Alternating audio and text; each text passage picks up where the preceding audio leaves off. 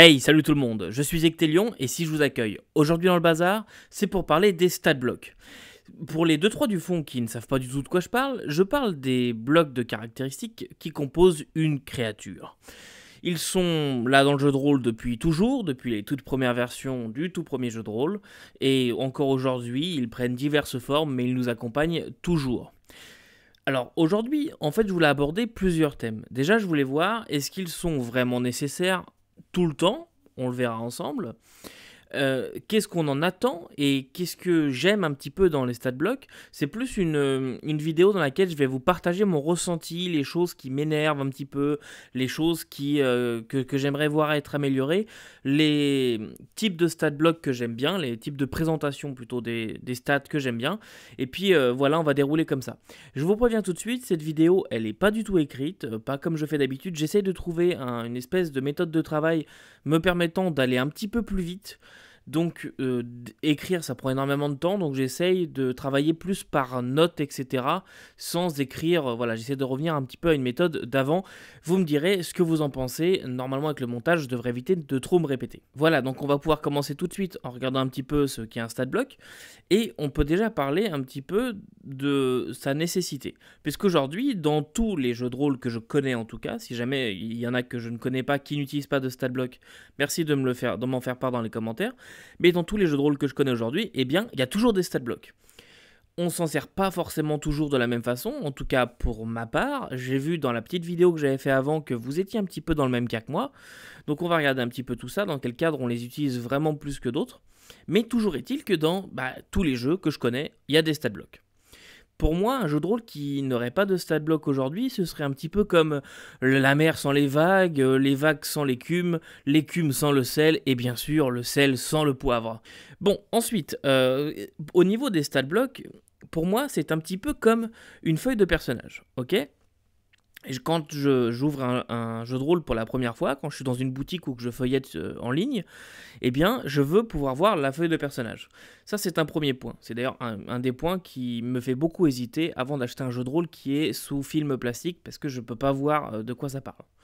Donc, la première chose que je fais, c'est que je regarde le bouquin, comment il est fait, etc., la mise en page, ce genre de choses, et ensuite, directement, je saute à la feuille de personnage quand on a de la chance et qu'elle est là. Et puis, troisième point, je vais regarder un stat block de créature. Pourquoi est-ce que je fais ça? Ça va me permettre de me faire une idée de la complexité du système juste en feuilletant. Même si je ne sais pas comment ça fonctionne, en regardant la feuille de personnage, je peux voir que c'est hyper chargé, qu'il y a beaucoup d'informations. Donc je me dis, tiens, ça va être un jeu qui va être un petit peu plus dur à maîtriser. Et puis, pareil pour les stat blocks, si la créature elle est blindée d'informations, eh bien, il y a de grandes chances que ce soit un jeu un petit peu plus difficile, surtout, et en fait, dans les trois quarts des cas que je connais, quand l'information est chiffrée. Quand il y a des chiffres un petit peu partout sur une feuille, généralement, ça indique un jeu qui semble un petit peu ardu à maîtriser. Mais c'est pas ça forcément qui va m'arrêter, ça va dépendre de mes goûts du moment, ça peu importe, chacun est libre de son choix. Par contre, il faut faire attention, il y a aussi certains faux amis. Je prends un exemple tout bête, mais en ce qui concerne la feuille de personnage du moins, si on prend Shadow of the Demon Lord, eh bien la feuille de personnage elle est très simple, très épurée, mais en fait elle est limite insuffisante. Il y a beaucoup de feuilles de personnages alternatives qui sont ressorties par la suite pour le jeu parce que les gens la trouvaient insuffisante pour les besoins en partie, etc. Donc vous voyez, ça peut donner une première base. Pour moi, c'est vraiment un indice très solide sur à quel point le jeu va être compliqué, mais je ne m'arrête pas forcément qu'à ça non plus. Bon, ça c'est très bien, mais alors un stat block, c'est composé de quoi en grande majorité ? Déjà, première chose, on va voir toutes nos données statistiques chiffrées, les différentes caractéristiques, toutes ces choses-là, donc la force, la dextérité, l'esprit, la sagesse, peu importe comment est-ce que vous appelez ça, toutes les caractéristiques chiffrées seront là, ainsi que toutes les données nécessaires en partie pour interpréter cette créature pour le restant d'une rencontre en général, ou même parfois aussi, on a beaucoup d'informations qui sont plutôt optionnelles. Par exemple, on va vous dire que le magicien de telle cité maîtrise faire pousser les plantes. Et ça va être inutile en combat, mais dans vos interactions avec les PJ, s'il rencontre cette personne-là, qui n'est pas forcément une créature avide de sang, on s'entend, eh bien ce magicien, eh bien il est en train de s'occuper de son jardin et il est en train de lancer le sort, faire pousser des plantes. Voilà, donc par exemple, on peut avoir ce genre d'informations. Des fois, il y en a beaucoup et on se dit, oh là là, mais c'est vraiment trop lourd comme stat block, comment est-ce que je vais gérer ça? Et on en reparlera d'ailleurs juste après. Mais néanmoins, toutes les informations peuvent être utiles. Et après, suivant le cas d'utilisation, on va plus ou moins filtrer ce qu'on a besoin d'utiliser dans le stat block. Ensuite, dans le cadre de certains jeux, on a aussi plein d'informations optionnelles. On le verra tout à l'heure, on fera un petit feuilletage de différents stat blocks et je vous expliquerai un petit peu celui-là je l'aime bien pour ça, celui-là voilà ce que j'ai à en dire, etc. Parce que d'après moi, dans cette vidéo-là, le feuilletage sera plus intéressant que juste m'écouter parler de stat block sans que vous ayez vraiment le visuel. Mais alors, c'est quoi le but de tout ça? Pourquoi est-ce qu'à la base, on a été foutre des informations dans un bloc comme ça, plutôt que les mettre dans une page, dans un bestiaire, on va dire, plus classique, avec juste des informations écrites un petit peu partout? Eh bien, d'après moi, la raison, elle est simple et évidente. Peut-être que je me trompe, hein, dites-moi si jamais vous avez une autre théorie. Mais d'après moi, l'information principale, en fait, l'objectif principal d'un stat block, c'est pour retrouver l'information en un coup d'œil. Je veux savoir si ma créature attaque avec ses griffes, si elle fait plus 2, plus 6, plus machin, j'en sais rien. Je dois voir l'information en un coup d'œil. Et en fait, c'est tout ce que j'attends d'un stat block. J'attends pas forcément toute la partie fluff, la partie aide d'interprétation, etc. Dans mon cas à moi, je pourrais l'avoir illustré différemment, enfin voilà, juste me l'expliquer dans le bouquin, dans le fluff autour, mais juste la partie stat block, le vrai stat block, j'attends l'information en un coup d'œil. Je veux jeter un sort, je veux pouvoir voir les effets du sort en un coup d'œil. Je veux attaquer à l'épée, je veux voir tout ça, attaquer au pistolet laser, quelle est son armure, etc., etc. Je veux voir tout ça en un coup d'œil. Donc l'objectif principal d'un stat block, c'est de nous présenter l'information. Et d'ailleurs, en parlant de mon point de vue, on pourrait poser une nouvelle question. Les stat blocks sont-ils absolument nécessaires dans tous les jeux? Dans quel cadre, en fait, j'utilise vraiment les stat blocks?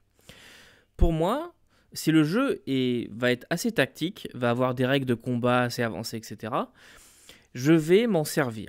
Alors, l'utilisation que j'en ai est parfois un petit peu aléatoire, dans le sens où je peux parfois plus m'inspirer d'un stat block que appliquer la recette telle qu'écrite. Par exemple, ça m'est arrivé dans un Donjons et Dragons 5ème édition d'avoir une créature qui avait un petit peu trop de points de vie et je l'ai baissé automatiquement sans même trop y réfléchir, ou bien de voir que telle attaque, je la trouvais un petit peu nulle et donc je l'ai changée.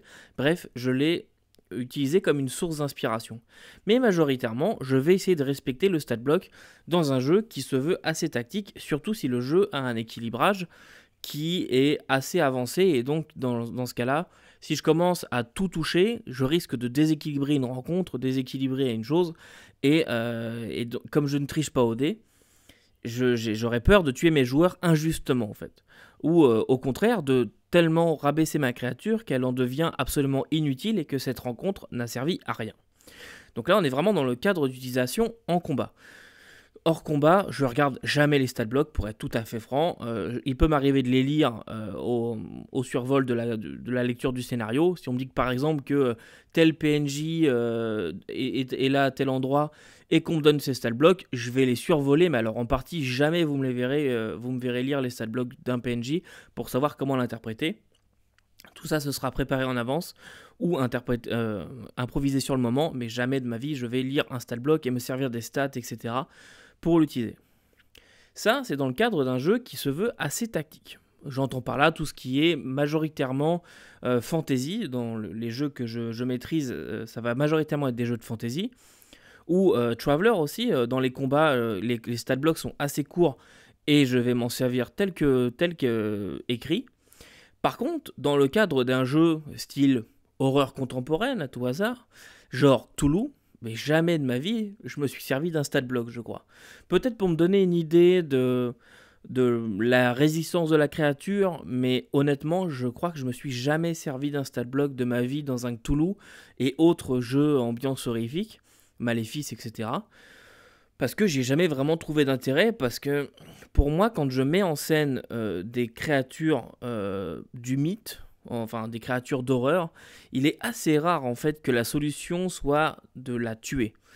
Si c'est pour tuer la créature, je sais pas, par exemple des ghouls ou des choses comme ça peut arriver, et dans ce cas-là, je vais juste essayer de mettre en place une scène assez intense au niveau émotion, et puis un coup de feu, la créature sera par terre, par exemple. Hein. Il est rare que je vais faire des créatures qui vont vraiment résister très longtemps à des coups de mitraillette et tout, ou alors bah tu lui tires dessus mais ça ne fait absolument rien et en fait la solution c'est la fuite. Pour moi c'est comme mettre en place des battle maps pour un Cthulhu, ça me semble un petit peu bizarre dans ma pratique. Par contre, une chose qui me fera toujours rire, c'est de lire des stat blocks de PNJ dans l'appel de Cthulhu. Je sais pas si vous avez déjà fait attention à ça, mais quand souvent l'auteur te fait une espèce d'aveu de écoute, j'ai mis des stat blocks pour le PNJ parce qu'il en fallait, mais démerde-toi avec ça. Et qui te met bouillabaisse à 90% et puis gauloise à 50%, c'est quelque chose qui me fait toujours extrêmement rire. C'est comme si moi je faisais un jeu dans lequel je mettais pour un PNJ pisser en visant le trou 50%. À chaque fois ça me fait rire, je sais pas pourquoi, mais vraiment ces stat blocks avec des trucs mais pas du tout rapport et on voit pas du tout pourquoi est-ce qu'il devrait y avoir une compétence là. Enfin, vous avez déjà fait un jet de bouillabaisse vous? Genre, ok, je suis en train de cuisiner, je fais une bouillabaisse, vas-y, jette un dessin. Ah, j'ai fait 92, merde, t'as cramé la bouillabaisse. Franchement, ça me fait toujours rire. Bon, allez, trêve de plaisanterie, et maintenant je vous propose de passer tout de suite au feuilletage des différents ouvrages avant une petite conclusion.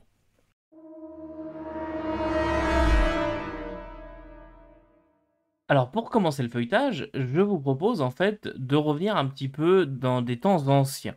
Voilà, donc on va voir un petit peu l'évolution à travers le temps et les différentes choses que j'aime ou que j'aime moins dans les stat blocks et vous expliquer aussi beaucoup le pourquoi. Donc celui-là vous l'avez vu il n'y a pas très longtemps, le Ballastor's Barracks pour RuneQuest. Et pourquoi est-ce que je l'ai choisi de vous le montrer aujourd'hui, de revenir un petit peu sur les stat blocks? Tout simplement parce que c'est très vieux. Et en fait, j'aimerais mettre en exergue la façon de les présenter. Voir en fait que finalement, suivant l'époque, ça n'a pas tellement changé. Parce qu'on peut prendre n'importe quel stat block, par exemple notre Zombie Quattro. Ah oui, d'ailleurs, c'est tout en... Très bien, donc c'est tout en espagnol. Zombie uno, dos, tres, cuatro, cinco, seis. J'avais même pas fait attention. Donc, notre Quattro, eh bien, qu'est-ce qu'il nous dit? Qu'est-ce qu'on peut remarquer? On a ici ses statistiques. On a ici son armure, avec les différents points qui sont ici. L'arme, le rang d'action, l'attaque, ses dommages, sa parade et ses points. Et ici, la localisation. Alors la localisation, on va... Non, en fait, ça fait partie un petit peu de ce que je voulais vous dire. Puisque ce qu'on peut remarquer, c'est qu'on a déjà une présentation qui est très tableau. Ok, on voit que ça a été fait clairement avec une intention de tableur, puisque on remarque que les noms des informations sont soulignés, hein, comme là ici, ce qui nous permet en un coup d'œil de retrouver notre information. Donc par exemple, on cherche où est-ce que c'est strike, et eh bien je vois directement que c'est souligné, donc je vais me concentrer, mon cerveau va se concentrer sur l'information qui est soulignée afin d'identifier l'information que je cherche, et je sais que par la suite, la valeur que je recherche se trouve en dessous du nom. Donc là, on voit que c'est mine de rien vachement clair. Et ça date quand même de 78. Donc, on voit que dès l'origine des stat blocks, eh bien, l'objectif, c'était d'avoir l'information présentée clairement afin d'être retrouvée en partie en quelques coups d'œil. Et honnêtement, c'est pas, même si c'est vieux, c'est pas moche comme stat block. C'est très efficace même, je trouve. Voilà, évidemment, après, on peut toujours critiquer le système, ça, là-dessus, je pourrais être d'accord avec vous, mais toujours est-il que le stat block en lui-même est quand même très très efficace. Voilà, même avec nos zombies en espagnol. Donc, voilà, ça c'est pour RuneQuest. Ce que je voulais donc vous montrer que dès l'origine de la chose, eh bien l'information est quand même vachement bien présentée. Et pour le deuxième exemple, eh bien je voulais prendre ce qui est considéré comme étant un petit peu la base en ce moment, hein, puisque Donjons et Dragons 5ème édition, alors je vous présente pas le bestiaire parce que je l'ai pas. Je voulais prendre, donc je le prends dans une campagne. Je voulais vous montrer un peu les stat blocks qu'on a aujourd'hui, ce qui est considéré comme étant un peu une référence. Si on prend par exemple ici notre vampirique, et je ne me risquerai pas à prononcer tout ça. Ce qu'on peut voir, c'est que notre information, elle est toujours un petit peu classée en forme un petit peu de tableau. On voit ici que l'information, les informations principales qu'on doit connaître sont mises en gras, donc ça remplace notre souligné qu'on avait sur RuneQuest. Donc là on a du gras avec la valeur à côté, donc ça on le retrouve très facilement. Nos différentes caractéristiques chiffrées, eh bien on les a ici. C'est vraiment clair, hein, voilà, on retrouve encore le gras et puis la valeur en dessous. Et ce qu'on voit après, c'est ici les actions et les réactions de la bestiole et les différentes particularités. Alors ça, vous voyez, ça me va bien. Si on va par exemple sur le Dwergar Stoneguard, eh bien on peut voir ici toujours donc ces différentes petites particularités. Et puis on voit ici, c'est... attendez, avec le papier glacé. Ah. Et puis je disais, on voit ici aussi les différentes actions qu'il peut faire. Et là, ici, c'est là où ça commence un peu à me perdre dans les stat blocks de la 5e édition, particulièrement quand je commence à voir ce qu'il y a ici. Donc là, c'est le stat block pour des Dwergar qui lanceraient des sorts. Alors j'aurais pu prendre n'importe quoi, bah, tiens, on va prendre celui-là. Voilà, le Soul Blade. Ici, si j'arrive à me défaire de la lumière avec ce maudit papier glacé, on voit donc toujours notre information qui est très claire, il n'y a pas de problème. Et puis ici, on a Spellcasting. Et là, moi, ça commence un petit peu à me perdre. Parce qu'on voit en dessous qu'on a à volonté Blade Ward et True Strike, et 3 fois par jour Jump et Hunter's Mark. Alors, ok, donc là, on a clairement affaire à une espèce de chasseur. Je suis d'accord, mais en fait, ce qui m'énerve, c'est que là, en un coup d'œil, donc j'ai aussi les différentes choses ici, hein, mais en un coup d'œil, eh bien, je ne peux pas savoir ce que ça fait Hunter's Mark si je ne connais pas bien la 5e, que je n'ai pas de carte de sort sous la main. Et en fait, les stats de la 5e, les stats blocs de la 5e, c'est vraiment un point qui m'énerve, et c'est pas que dans la 5e, hein, c'est pas du tout une critique envers la 5e que je dis là, c'est vrai sur beaucoup de jeux. Les sorts, c'est toujours une misère pour moi de les retrouver, parce que, bon, là, j'ai qu'un seul livre, mais vous vous rendez bien compte que, donc je suis dans ma campagne, et puis ensuite, je vais regarder mon stat block, et puis je prends à côté mon autre livre pour aller voir le sort, puis je reviens à mon stat block, je regarde l'autre sort qu'il peut faire, je vais dans mon autre livre, je cherche le sort, tout en essayant de ne pas perdre ma page d'avant pour regarder le sort en question. Moi, les stat blocks style 5e et équivalent, j'ai beaucoup de mal, à moins que, il y a une façon de corriger ça, c'est d'avoir les cartes de sort. Si vous me donnez les cartes de sort, dans ce cas-là, je n'ai aucun problème avec ce genre de stat block, puisque tout simplement, comme c'est un jeu dans lequel je vais utiliser les stat blocks, c'est un jeu auquel je vais jouer avec des battle maps, eh bien, je vais tout simplement préparer mes rencontres à l'avance, voilà mes battle maps, mes figurines si j'en utilise, etc. Et en même temps, eh bien, je vais sortir mes cartes de sort que je vais venir poser à côté de moi, derrière mon écran, en partie, et quand viendra l'heure de sortir telle ou telle créature, eh bien j'aurai les cartes à portée de main et je n'aurai plus qu'à lire en même temps que j'ai le stat block sous les yeux. Donc ça c'est une méthode qui m'énerve de plus en plus. Ah bah je peux faire ça, voilà.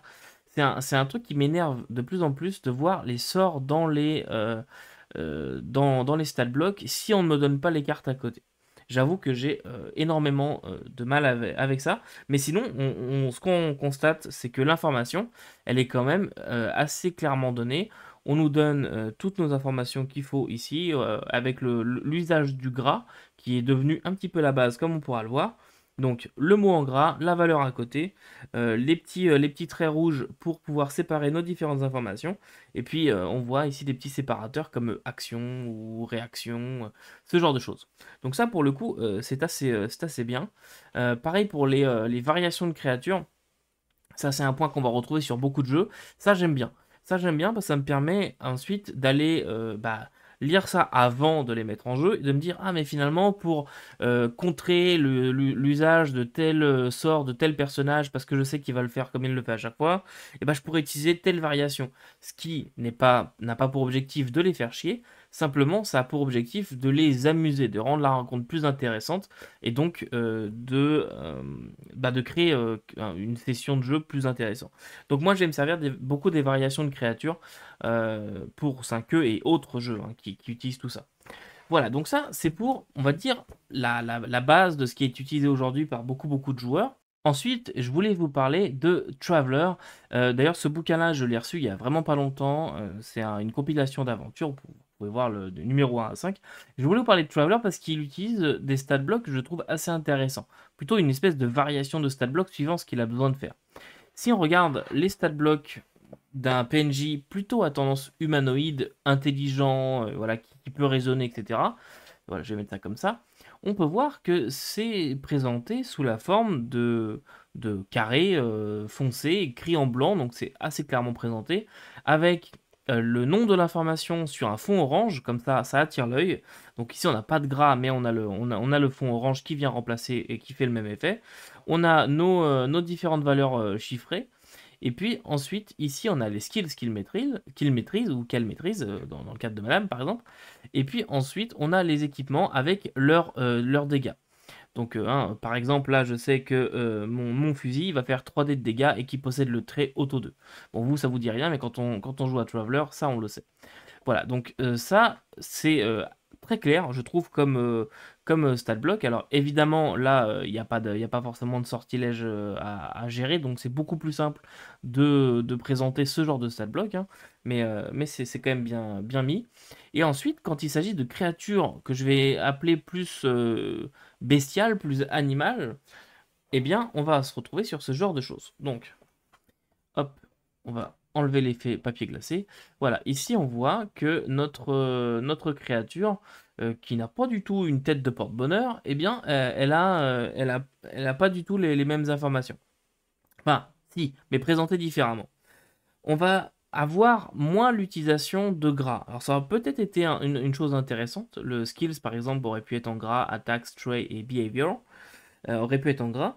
Mais vous voyez, là par contre, on a une information supplémentaire, c'est son comportement des différents animaux. Et donc, ça nous permet d'imaginer un peu une mise en scène. C'est très léger, on s'entend, mais ça nous permet quand même un petit peu d'orienter l'interprétation de chaque créature. Et moi, c'est quelque chose qui m'aide quand même pas mal, généralement. En préparant le scénario, eh bien, je vais lire ce genre de choses. Bon, et puis, évidemment, on a toujours aussi le petit texte, hein, qui nous permet de connaître la créature, etc., de savoir ce qu'elle fout là, quel est son habitat, ce genre de choses. Voilà, donc ça c'est pour Traveler, et puis ce recueil-là, hein, je viens de le recevoir, je vous avais déjà montré des dessins quand on avait parlé d'une aventure Traveler, High and Dry, et bien elle est dedans, hein, ça c'est la nouvelle version, et donc il y en a d'autres, celui-là je vous en reparlerai pour présenter les autres aventures qui sont dedans, parce qu'il y en a des très très intéressantes. Bien, maintenant, on attaque un petit peu quelques exemples que je voulais vous montrer de choses que je trouve intéressantes des stat blocks présentés un petit peu différemment. Voilà, je voulais vous montrer des choses qui changent un petit peu de ce qu'on peut voir ailleurs. Donc là, par exemple, c'est le Planar Bestiary qui fait partie de la gamme Plane Breaker pour le Cypher System. Donc ça, notamment, c'est ce que j'utilise pour l'héritage des tempêtes, hein. Vous pouvez reconnaître peut-être cette illustration dont je parle dans l'actual play. Et on y a été d'ailleurs là-bas. Enfin, on a été plutôt ici, en fait. Voilà. Mais donc... ça, c'est le bestiaire qui est sorti pour ce contexte de jeu, qui est une sorte de Planescape. Et il faut savoir que ça existe en Cypher et ça existe aussi en 5e si jamais vous jouez plutôt en 5e qu'en Cypher. Bref, la gamme existe dans les deux versions, comme beaucoup de choses chez Montecook. Mais pour revenir sur nos stat blocks, si j'ouvre le bestiaire, je prends n'importe quelle page, voilà. Bon, on est chez Montecook car ça va être des choses qui vont sortir un petit peu de l'ordinaire. Par exemple, ça. Voilà, on peut voir que c'est un très gros stat block. On peut voir que c'est un très gros stat block, pourtant le Cypher, c'est pas un jeu qui est orienté full tactique, etc. Déjà, un premier coup d'œil, ce qu'on peut voir, c'est encore une fois l'utilisation du gras pour présenter les différentes informations et pouvoir les retrouver. Ensuite, ce qu'on peut constater, c'est tout simplement que on va nous donner beaucoup de choses. Alors, celle-là est un petit peu particulière parce que y a beaucoup de modifications en combat si jamais on a besoin d'appliquer tel ou tel effet. Alors là, on a beaucoup de fluff, hein. C'est un petit peu confus parfois les stat blocks Cypher parce qu'il y a beaucoup de texte. Si jamais il y a beaucoup d'effets, du genre la créature va essayer de noyer la personne et la personne devrait réussir un jet de X pour se faire machin machin. Donc des fois il y a quand même quelques textes, mais c'est plus du fluff, c'est pas quelque chose que vous allez utiliser vraiment partie sans le connaître. Voilà. Ensuite on a tout ce qui est interaction, donc là c'est plutôt comment va se comporter la créature face comment dirais-je, au PJ, voilà, comment est-ce qu'elle va se comporter. L'utilisation, donc le use, ça va être un petit peu des idées d'aventure, on va vous dire comment mettre en scène cette créature. Donc tout ça, ça ne sert pas du tout quand vous vous en servez vraiment. Ensuite, on a sa motivation, donc là, bah, c'est qu'est-ce qu'elle fout là, enfin voilà, en gros. Son environnement, sa vie, donc là ça sert après en partie, donc sa vie, les dommages qu'elle inflige, son armure et son mouvement. Et ses modifications, puisque dans le Cypher il y a des modifications, parce qu'on part toujours d'un multiple de 3, donc là par exemple on vous dit que c'est une créature 4, 4 x 3, ça fait 12, donc elle aura une difficulté de 12, mais par contre elle a des modifications. Donc là on vous dit par exemple que sa défense en speed est de 5, et donc dans ce cas là ce sera pas 12, ce sera 15 le chiffre à battre. Bref, je ne vais pas refaire une vidéo sur le Cypher, mais c'est juste pour vous expliquer un petit peu pourquoi est-ce qu'il y a autant de compétences et enfin d'informations. Après, il y a d'autres créatures, hein, voilà. Là, par exemple, on a quand même des choses moins grosses, mais c'est vrai que c'est assez long, et pour être dedans en ce moment, je peux vous assurer que les stat blocks en Cypher, c'est vraiment pas la chose la plus, pas intéressante, c'est faux, mais la plus facile à faire, puisqu'il faut vraiment écrire beaucoup de choses, c'est pas juste des stats qu'on met. Vous voyez là, c'est une créature un petit peu plus standard, mais on met quand même beaucoup d'informations, en sachant en plus que dessus, vous avez encore une fois la mise en contexte, la créature, qu'est-ce qu'elle est, qu'est-ce qu'elle fait, quelle organisation elle appartient, etc. Bref, le fluff. Donc ça, voilà, un stat block de Cypher, ça ressemble à ça. Mais en partie, on va se servir que de quelques-unes de ces informations. Voilà.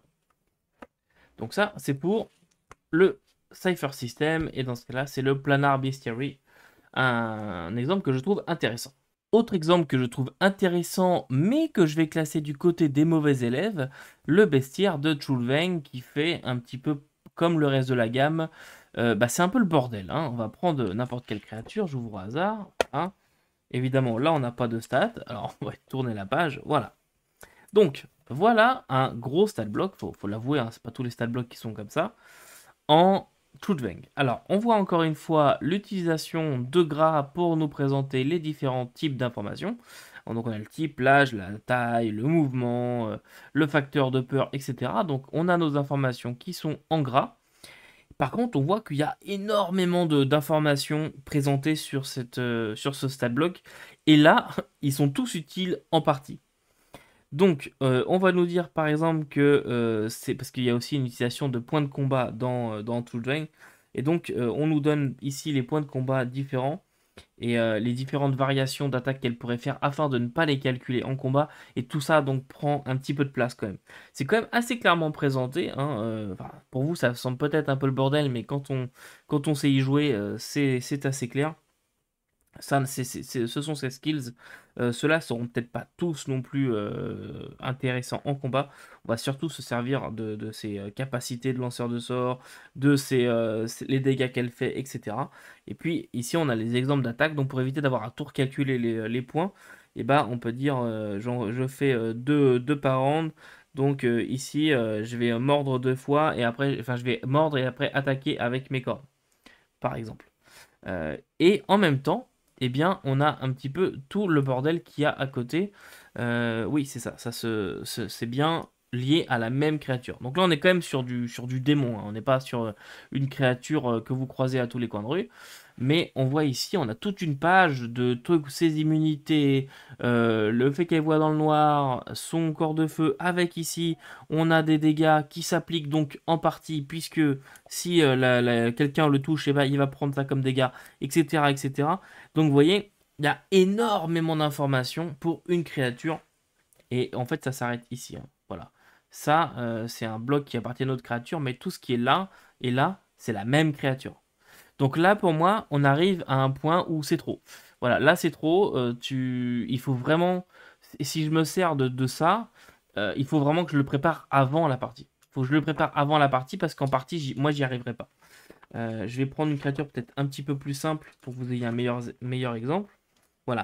Par exemple, on voit que j'ai bien utilisé le bestiaire puisque j'ai encore tous mes post-it de partie. Donc ça c'est un stat block un petit peu plus classique. On en retrouve les mêmes informations, mais condensées. Voilà. Mais on a quand même ici les différentes modifications qui peuvent s'appliquer. Donc on a aussi des variations de créatures, hein, mais c'est un petit peu tout mélangé. C'est un petit peu le problème de toute la gamme. Il y a beaucoup d'informations qui se retrouvent un petit peu partout. C'est un peu le bordel, mais moi c'est un jeu que j'aime d'amour malgré tout. Même si ces stat blocks, c'est un peu le bordel. Mais on retrouve quand même toujours, hein, je disais, la présentation, un petit peu de tableau qu'on a pu voir déjà dans RuneQuest, et on retrouve l'utilisation du gras, etc., pour essayer de faire en sorte que ce soit bien lisible. Donc ça, c'était le Yorgi Bestiary pour Truthvang Chronicles, qui est aussi disponible en VF d'ailleurs. Et en parlant des mauvais élèves, laissez-moi vous parler 2 minutes de Fantasycraft, paru en VF chez 7ème Cercle des Enfers. C'est un des rares bouquins que j'ai chez eux et que je n'ai pas acheté. Je ne l'ai pas acheté puisque ce livre en fait m'a été plus ou moins offert. Je m'étais trompé, j'avais acheté un livre en occasion, je me suis trompé dans le montant du paiement et la personne, au lieu de me rembourser la différence, eh bien m'a mis d'autres bouquins dans le colis, et j'ai reçu un gros colis avec plusieurs bouquins qu'elle vendait en occasion, et j'ai jamais trop compris, la personne ne m'a jamais répondu. Donc, eh bien, je me suis retrouvé avec Fantasycraft et toute la gamme d'un coup. Eh bien, ce jeu, je n'ai jamais réussi à y jouer, même à le lire en entier. C'est un dérivé de la 3.5. Il y a beaucoup de gens qui aiment bien ce jeu. Beaucoup de gens disent que c'était une des meilleures versions de la 3.5. Je ne peux pas vous dire, je n'y ai vraiment jamais joué. J'avais lu les scénarios qui me semblaient sympas. Voilà, je ne vais pas dire qu'ils révolutionnaient le truc, mais les cadres et les scénarios qui étaient proposés étaient sympas. Mais en tout cas, quand j'ai vu les stat blocks, j'avoue que j'ai eu peur. Pourquoi? Regardons tout de suite. Alors, bon là, je prends un petit peu des exemples un petit peu gros, hein. Alors, c'est en noir et blanc, c'est normal, hein. Donc là, on prend par exemple le Seigneur élémentaire de l'eau Kaiju. Ça, c'est son stat block. Qu'est-ce qu'on peut voir dans ce stat block? Eh bah, pas grand-chose, si vous voulez mon avis. Le seul truc qui est en gras, c'est pas mal le fait qu'il s'appelle Seigneur élémentaire de l'eau Kaiju. C'est un énorme élémentaire marchand et il vaut 280 XP. Très bien. Tout le reste, après, il n'y a plus d'effet de texte pour nous détromper. Donc, on a toutes ces caras qui sont en ligne comme ça, on comprend rien du tout. La vitesse est mélangée au milieu de tout ça. On se retrouve avec les différents dons, je sais pas comment ils appellent ça, des talents, je crois, qui sont ici. Donc on a beaucoup, on a les différents sorts aussi qu'il maîtrise, on a tout ça. Donc là, il n'y a pas du tout d'effet, de carte de sort ou je sais pas quoi. Enfin si en fait, parce qu'on se retrouve encore une fois à aller chercher dans le bouquin les différents sorts pour comprendre de quoi on parle. Et puis ici on a les attaques, donc là il y a quand même pas mal d'informations, faut avouer. Kuka, dégâts 2d12 plus 7 non létaux, voilà par exemple, il fait des critiques sur 18 et 20. Donc on a quand même pas mal d'informations qui peuvent être intéressantes, mais je trouve que ça manque un petit peu de clarté. Voilà. Mais par contre on a vraiment que des informations qui sont pour le combat, hein, à ce moment-là. Voilà. Et si vous vous demandez d'ailleurs, j'en profite, hein, si vous vous demandez pourquoi il y a ce genre de truc dans mon bouquin, eh bien ce n'est pas moi qui les ai mis, c'est la personne à qui me l'a envoyé, puisque en fait c'est 7ème cercle des enfers, donc c'est plein de fautes et d'erreurs, et donc la personne a intégré les errata comme ça, avec un petit bout d'adhésif, et derrière on peut voir qu'elle a écrit sur le livre Malédiction sur elle et toute sa famille pour 6 générations. Mais en tout cas, voilà, il y a un petit bout d'adhésif avec l'errata qui est intégré. J'avais trouvé ça assez intéressant, c'est assez bien fait, ça parcourt un petit peu comme ça le bouquin. C'est assez intéressant. Donc ça, voilà, c'était Fantasycraft. On le retrouve encore partout, même au Québec. Ça se vend pour une bouchée de pain. Et donc c'était chez 7ème Cercle. Et je rajoute des enfers. Voilà. Un autre exemple que je trouve très intéressant et dont je voulais vous parler, il s'agit de Against the Dark Master, qui est sorti en français aussi chez Leto et que j'ai là-bas. Celui-là, je vous le représenterai bientôt, j'espère. Enfin, bientôt, j'exagère un peu, mais j'espère avant la fin de l'année, sinon début d'année prochaine. J'attends des nouvelles avant de pouvoir vous en parler. Mais c'est un jeu que j'aime vraiment, vraiment beaucoup, beaucoup. Donc, je voulais vous en parler au niveau de ces stat blocks pour une bonne raison. Si on ouvre, voilà, par exemple ici, au niveau des trolls. Alors, ce qu'on peut constater, c'est plusieurs choses. Tout d'abord, le vrai stat block chiffré, il va se situer ici. Mais, un peu comme Truthveng, mais mieux fait, on a des informations un petit peu partout. Alors, déjà on va retrouver ici tous les tactiques en combat des différents trolls. Et ensuite, on voit ici, par exemple, au-dessus, que on a différents types. Donc les trolls sauvages, les trolls noirs et les seigneurs trolls. Et donc, ensuite, on va avoir des paragraphes qui vont préciser les différentes capacités de tout un chacun. Alors, donc on va présenter ça en deux phases. Si vous préférez, ici, on va s'occuper en combat que d'une colonne à la fois. Donc, si je me bats que contre des trolls sauvages, eh bien, je vais m'occuper que de ça. Donc ici, j'ai toutes mes caractéristiques, enfin toutes mes informations. On voit que c'est encore une fois l'utilisation du gras qui est très pratique, puisque on a nos différentes informations et ici les valeurs chiffrées. Donc déjà avec ça, je peux m'en sortir. Mais en plus, ici, donc là je suis sur les trolls sauvages, donc je regarde mes trolls sauvages, j'ai mes différents bonus qui vont s'appliquer parce que c'est telle créature, machin, machin.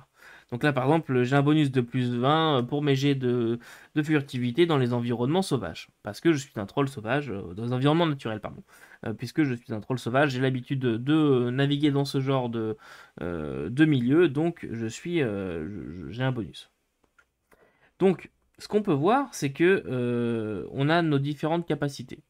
Et moi, je trouve ça vraiment intéressant parce que, en fait, on a l'information chiffrée. Et si on a un doute, tac, ça évite de présenter l'information tout en espèce de gros paquet qui ressemble un petit peu plus à rien. Il y en a qui y arrivent. Vous en verrez un pour la fin. Je garde le meilleur pour la fin. Mais celui-ci, j'aime vraiment beaucoup en sachant que, et ça peu de gens le savent je pense, il y a certaines créatures qui lancent des sorts, là j'en vois pas. Euh, bon, je vais pas chercher, mais par exemple ici, on a cette créature qui lance des sorts, je pense. Non, là on a des effets sur des sorts. Voilà, ici, spells, voilà. Donc là, on voit que cette créature maîtrise des sorts. On nous dit pas exactement lesquels, on nous dit qu'elle maîtrise certains sorts dans dans tel ou tel arcane de magie. Donc, dans les spells lore, on va pouvoir les choisir. Et là, c'est là que ça devient un peu le bordel, parce que je me retrouve à concevoir un petit peu ma créature en fonction de ça. Il y en a qui ont, c'est de base, elles maîtrisent ça. Mais là, dans son cas-là, il faut que je la conçoive. Et après, en partie, bah, comment je fais pour les retrouver? Parce que, en plus, vous avez vu la taille du bousin dans la VO, parce que la VF est beaucoup plus petite. C'est vraiment un énorme pavé. Et donc, là, je vais me retrouver à chercher encore une fois. Donc, hop, mes sorts, ils sont ici. Et je vais pouvoir chercher ça. Eh bien, en fait, pour Against the Dark Master, il existe des paquets de cartes de tous les différents types de lore de spells. Vous avez absolument tous les sorts qui existent. C'est sous forme de paquets de cartes à faire imprimer sur DriveThru. Ça coûte un petit peu cher par contre. C'est genre 26$ le paquet de cartes pour tous les sorts de genre magicien, nécromant, etc. Et donc vous avez les différents sorts qui vous sont donnés. Mais toujours est-il que c'est vrai que sans les cartes, ça peut être un petit peu plus le bordel, je trouve. Néanmoins, ça reste tout de même vraiment très clair. On a toutes les informations qui est bien euh, highlightée, comme on dit en français, mise en avant, surlignée. Je sais plus trop le terme en français, mais voilà. Vous avez compris en tout cas de quoi je parle. Et puis, bon Dieu, que ce jeu est beau. Donc ça, c'était Against the Dark Master. Je trouve que là, on est quand même sur quelque chose qui est très très pratique à utiliser au quotidien, même si on retrouve ce problème de il y a des sorts et c'est un peu le bordel d'aller naviguer dans le bouquin pour trouver les sorts. Mais il existe par contre les sortilèges à faire imprimer à côté. Pour Donjons et Dragons 5ème édition, d'ailleurs, je reviens dessus vite fait, il existe aussi des paquets de cartes de sorts. Enfin, il existe des cartes. Je suis pas sûr qu'elles y soient tous par contre. Je suis pas sûr que pour chaque sort vous trouverez une carte. Pathfinder par exemple le fait enfin Paizo le font avec Pathfinder 2. Vous pouvez acheter les paquets de cartes par classe. J'ai d'ailleurs les cartes du druide. C'est quand même bien pratique. Je suis pas sûr que pour la 5e il y ait toutes les cartes. Mais en tout cas, il y en a quand même certaines qui existent. Mais c'est vrai que dans ce cas-là, comme dans Pathfinder ou pour les cartes 5e, et bah, ça pousse tout de même un petit peu à la consommation d'un objet qui n'est pas forcément nécessaire à la base si on avait mieux organisé l'information. Et avant de passer sur les deux derniers, eh bien, laissez-moi vous montrer cette petite curiosité qui est Vazgrim, un jeu très très bizarre, avec une mise en page un petit peu à la Morgborg. Et là, on va voir un petit peu si eux veulent gérer l'information pareil. Vous pouvez voir que ça c'est toujours autant joli, le côté un petit peu irisé de la couverture. Mais si on prend une couverture, une créature, pardon, on voit par exemple le gros vert. Eh bien, le gros vert, qu'est-ce qu'il nous dit?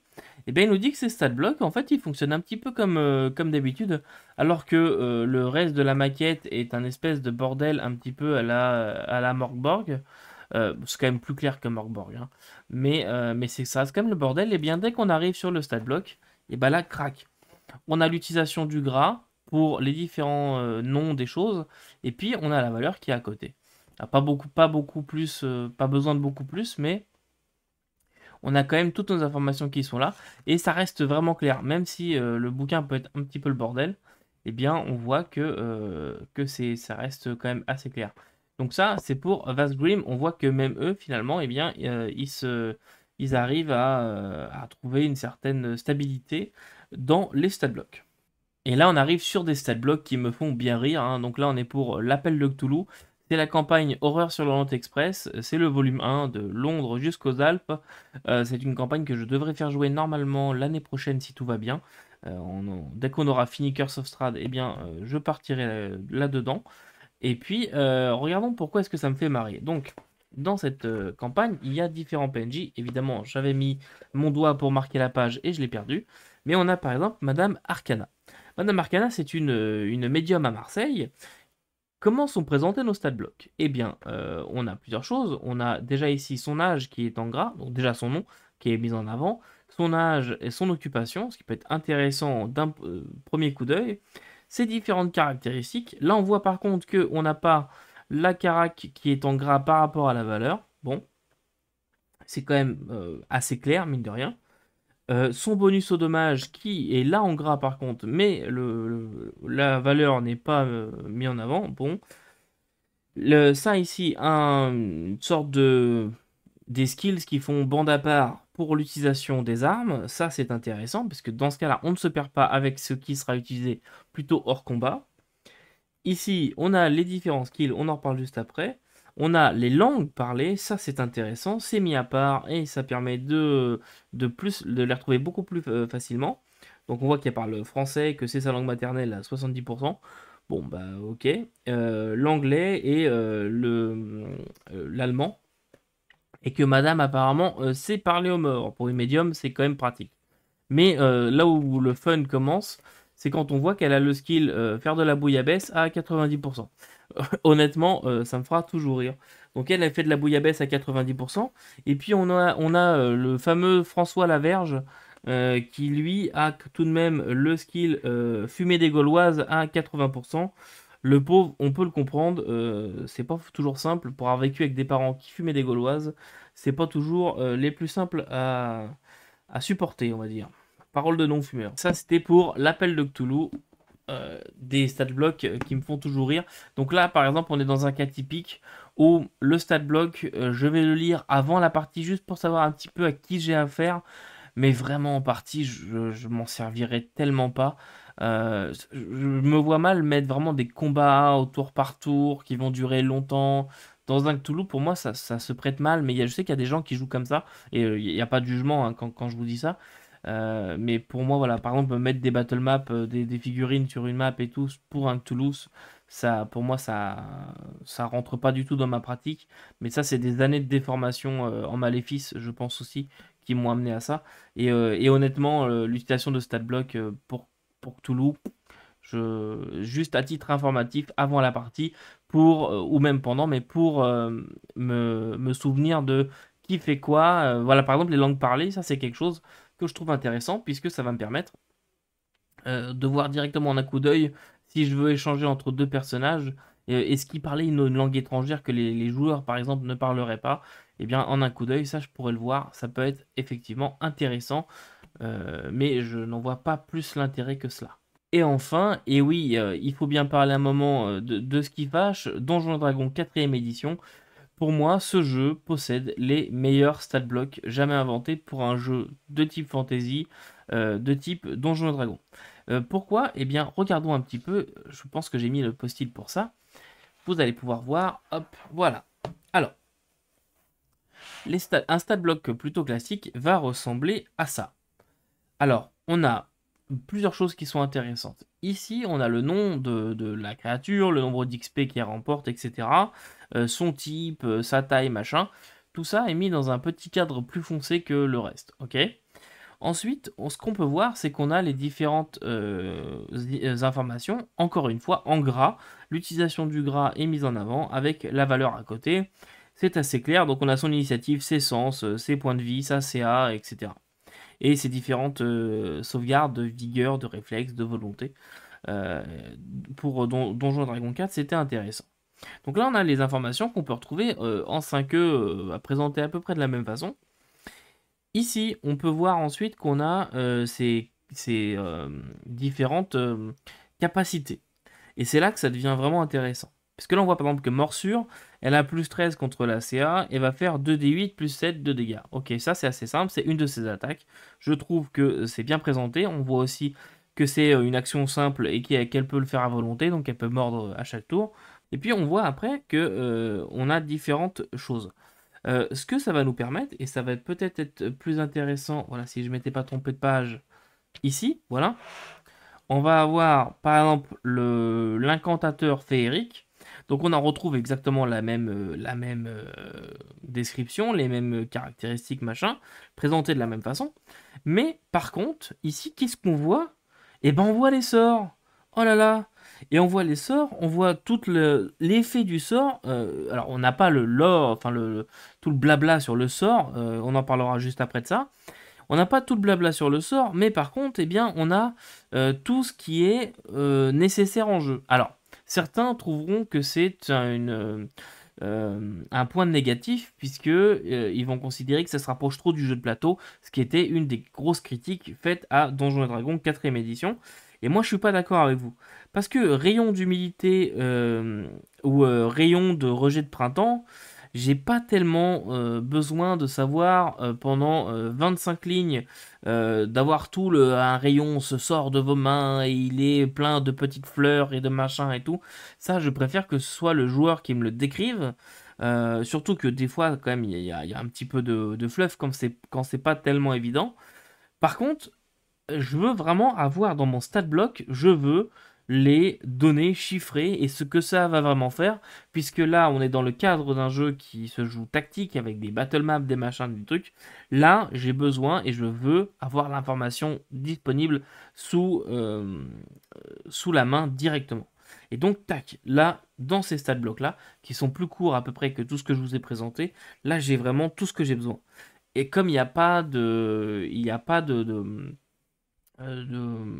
liste de sorts vraiment comme on pourrait le voir maintenant dans une 5ème édition, puisque je vous rappelle que pour Donjons et Dragons 4ème édition c'était par classe, et donc on avait les capacités par classe. Et bien là en fait on n'a pas tellement d'endroits où retrouver plus d'informations sur ce sort, donc tout devait être dispo dans le stat block. Et là bah, je suis désolé mais on l'a.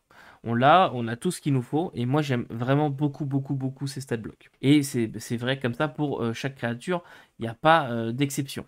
Il n'y a pas d'exception parce que par exemple, laissez-moi vous parler 2 secondes de Fantasy Age, que je n'ai pas ici, mais Fantasy Age eh bien, utilise une espèce de mixte des deux, dans la 2ème édition du moins.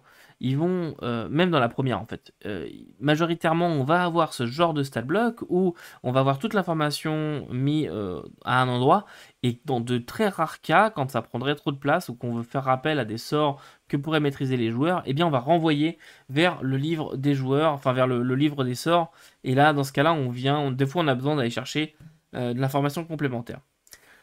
Voilà donc pour le feuilletage, vous avez vu ça a pris quand même une bonne partie de la vidéo, donc je vous laisse pour la conclusion.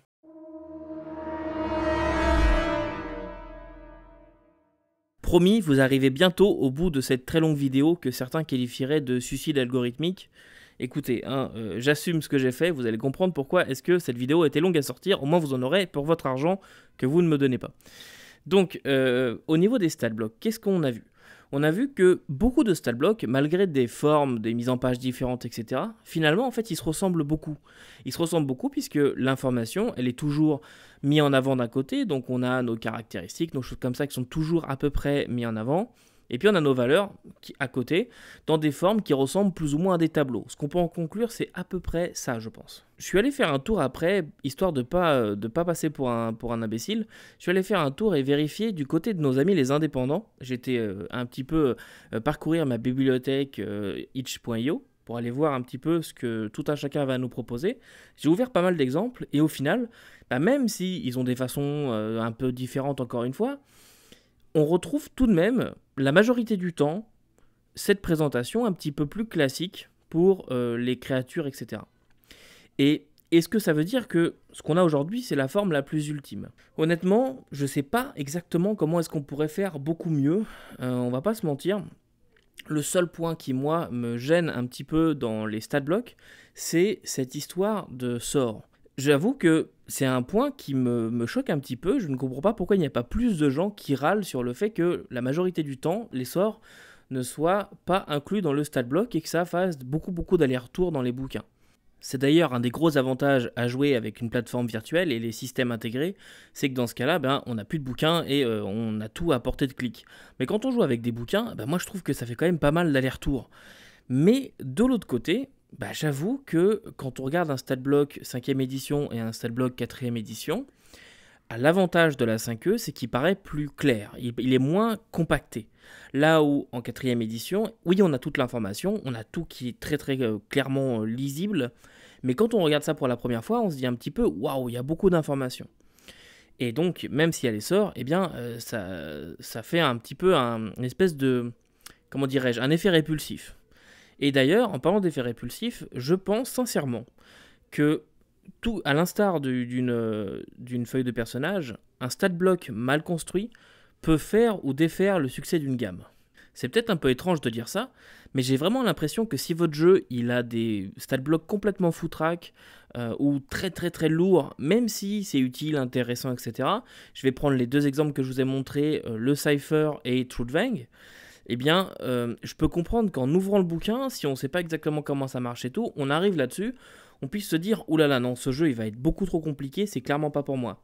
Dans le cas du Cypher, on voit que les StatBlocks sont très longs, et en fait, ils sont un petit peu brouillons, parce qu'il y a beaucoup d'informations intéressantes, oui, mais qui sont pas vraiment utiles en combat, et quand on arrive à la partie en combat, là, on a un peu de mal à discerner où est l'information. On a beaucoup de choses qui sont dedans, et c'est vraiment pas les StatBlocks les plus clairs. Et quand on passe sur Trudvang, là, l'information qu'on avait reçue la première fois en se disant « Oula, ce jeu peut être très lourd », ça se confirme. À ce moment-là, on en a vraiment de l'information de partout. Alors, c'est pas un jeu qui est extrêmement compliqué non plus, Trudvang, on va pas non plus s'acharner dessus. C'est un jeu que j'aime beaucoup, c'est pas un jeu qui est très simple non plus, on va pas se mentir. Mais, les StatBlocks font quand même assez peur. Les StatBlocks très gros, j'entends, comme celui que je vous ai montré, celui du démon, ça fait assez peur. Et c'est un vrai StatBlock, il n'y a pas mensonge là-dessus. Donc, je pense sincèrement que quelqu'un qui arrive dans un magasin sans s'être renseigné plus que ça sur le jeu, qui n'est pas forcément à la recherche de quelque chose de très lourd en termes de système, et je pense que c'est la majorité des acheteurs aujourd'hui, il ouvre ce bouquin, il tombe là-dessus, ou elle tombe là-dessus, je pense sincèrement qu'il ou elle va juste refermer le bouquin et passer à un autre appel.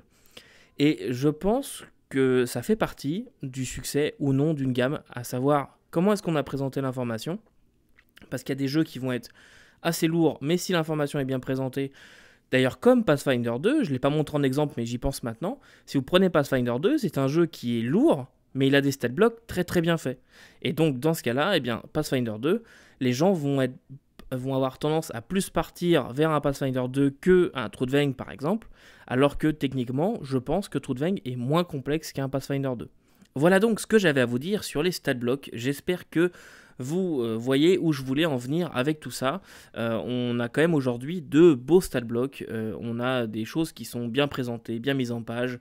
Et je suis assez content de ce qu'on a majoritairement, même si on a toujours ce problème de sort. Voilà, donc écoutez, moi ça m'a fait plaisir de faire cette vidéo. Ça fait un moment que j'y pensais. Elle était beaucoup plus longue à faire que prévu initialement. Beaucoup plus longue aussi en termes de durée, je m'en excuse. N'hésitez pas à me dire dans les commentaires s'il y a des choses dont je n'ai pas parlé et que vous auriez aimé voir abordé. Peut-être que je ferai une vidéo retour, voilà, si jamais j'ai assez de matière. Des trucs comme ça. N'hésitez pas aussi à me conseiller certains stat blocks que je devrais aller voir. Évidemment, je ne peux pas tout lire tous les jeux, je vous le répète assez souvent. Puis il a fallu aussi que je fasse des choix. Déjà, je trouve que j'en ai montré déjà beaucoup. Voilà, on se retrouvera bientôt, on parlera de Slay Industries à l'occasion de tout ce qui est Halloween, etc. Donc on parlera bientôt de cela. Il y a d'autres choses qui vont arriver aussi sur la chaîne, puisque là, on a enregistré le premier épisode de L'Héritage des Tempêtes. Le deuxième, on va l'enregistrer bientôt. Il va y avoir après Traveler et tout. Donc vous allez avoir des sorties récurrentes si vous aimez les actual plays, mais les autres vidéos vont continuer aussi. La fin d'année arrive rapidement, j'ai beaucoup de choses à vous dire, mais je suis en train de terminer ce que j'ai à terminer avant. Il y a beaucoup de choses dont j'aimerais vous parler, mais ce sera pour une prochaine vidéo, annonçons je pense. Voilà, en attendant, n'hésitez pas à vous abonner, à commenter et à mettre un pouce, c'est important et pour moi pour savoir ce que vous en avez pensé et pour la chaîne pour qu'elle puisse grossir.